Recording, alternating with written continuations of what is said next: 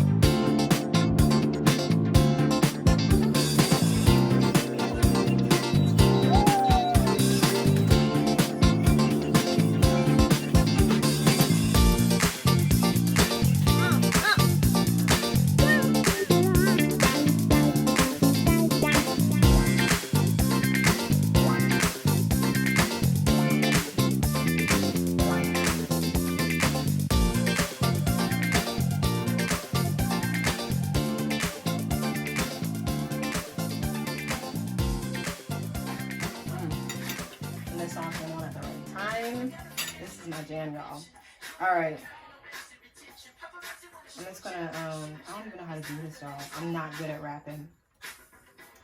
That's why Chipotle didn't hire me.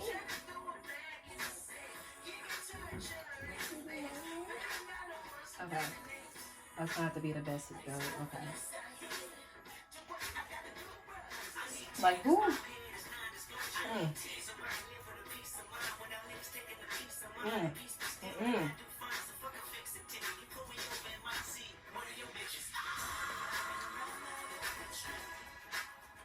This is right here. It is so good, y'all.